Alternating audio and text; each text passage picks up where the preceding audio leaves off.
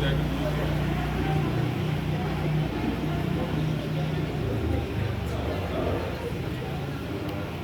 সুপ্রভাত জানাই। অলরেডি সুপ্রভাত তো চলে গেছে, এখন দুপুরের দিকে পৌঁছচ্ছি।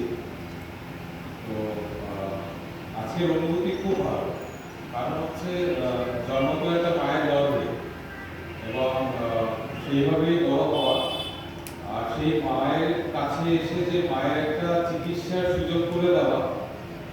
তাদের শর্ত মানে এখানে এমন কিছু বড় কিছু করতে পারবো না, কারণ এটা একটা যেহেতু বিনামূল্যে চিকিৎসা এবং একটা ওপেন এরিয়া। আপুর হসপিটাল সবসময় আমরা চেষ্টা করি মানুষের একটা বিশিষ্ট এবং বিশ্বমানের চিকিৎসা প্রদান করার জন্য, এবং শুধুমাত্র কলকাতা নয়, পুরো পশ্চিমবঙ্গ এবং ইন্ডিয়া জুড়ে আমাদের এই কর্মকাণ্ড চলে।